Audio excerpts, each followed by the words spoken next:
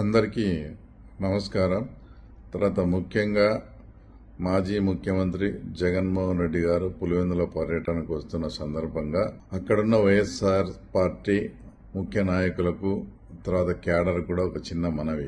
1978 నుంచి మీరు ఆ కుటుంబానికి గాని జగన్మోహన్ రెడ్డికి గాని విపరీతంగా మీరు సపోర్ట్ చేస్తూ రాష్ట్ర వ్యాప్తంగా ఎంత వ్యతిరేక గాలులు వీచినా కూడా పులివెందుల కాన్స్టిట్యున్సీలో దాదాపు 60,000 మెజార్టీతో కూడా ఇప్పుడు కూడా ఆయన గెలిపించడం జరిగింది. అయితే పులివెందుల్లో ఒక పాడా అనే ఒక ఆర్గనైజేషన్ స్థాపించి దాని ద్వారా మీరందరూ కూడా అనేక రకమైనటువంటి పనులంతా కూడా చేయడం జరిగింది. నాకు తెలిసి ఆ పనులు ఒక 650 నుంచి 700 కోట్లు అంతా కూడా మీకు బిల్లులు రావాల్సిన పరిస్థితి ఉంది.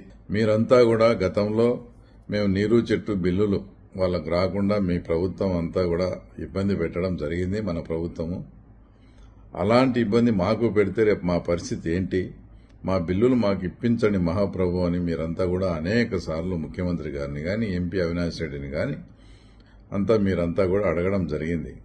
ఇస్తాంలే, మీకు ఆ ఇబ్బంది రానివ్వలే అని మీకు మాయమాటలు చెప్తూ మభ్య పెడుతూ, ఇంకా దారుణమైన విషయం ఏంటంటే కౌంటింగ్ కు 4వ తేదీ అయితే దానికి 2-3 రోజుల ముందు అంటే 1వ తేదీ పులివెందుల హాస్పిటల్కు ఒక 100 కోట్లు గాని మిగతా వాళ్లకు తనకు ఎవరైతే అంటే పెద్దిరెడ్డి రామచంద్రారెడ్డి సంస్థలకు కూడా బిల్లులు ఇవ్వడం జరిగింది.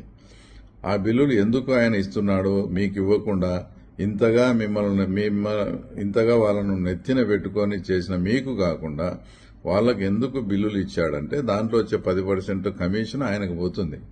మీకు బిల్లులు ఇస్తే మీ నుంచి కమిషన్ రాదు కాబట్టి ఆయన బిల్లులు వచ్చి పాడా బిల్లులు ఇవ్వలేదనే విషయం ఇప్పటికైనా మీరందరూ కూడా తెలుసుకోవాల్సిన సందర్భం. తర్వాత అటు బిల్లులు ఇవ్వకపోగా వాళ్ళందరికీ ఇచ్చి ఈరోజు మళ్ళా ఈరోజు అంతా కూడా మీ మధ్య దగ్గరికి వస్తున్నాడు. ఏనాడైనా గాని ఆయన అధికారంలో ఉన్నప్పుడు ఇట్లా పులివెందుల పర్యటనకు వచ్చి 2-3 రోజులుండి ఏదైనా గాని కార్యకర్తలను గాని ముఖ్య నాయకులు గాని కలవడం ఏమన్నా జరిగిందా? అది కూడా మీరు ఆలోచన చేయండి. నిజంగా మీరు ఇంతగా సేవ చేసిన జగన్మోహన్ రెడ్డికి మీ మీద గన అభిమానము ఏదన్నా మీకు చేయాలనే చిత్తశుద్ధి ఉంటే ఆయన అక్రమంగా లక్షల కోట్లు సంపాదించినాడనే విషయం మీకు అందరికీ తెలుసు, నాకు తెలుసు, రాష్ట్ర ప్రజలకు తెలుసు. తర్వాత నేను బిల్లులు ఇవ్వలేకపోయినాను. నన్ను 60,000తో మెజార్టీతో నా ప్రజలు గెలిపించారు. నేను సంపాదించిన డబ్బులోంచి ఒక 600 కోట్లు గాని 700 కోట్లు గాని తర్వాత మీకు అందరికీ బిల్లులు పెండింగ్ ఉన్న వాళ్ళందరికీ ఇచ్చేసి మీ బిల్లులు ఎప్పుడొస్తే అప్పుడు నాకు ఇవ్వండి అనే మాటన్నా మీరు స్పష్టంగా ఈరోజు హామీ తీసుకోండి.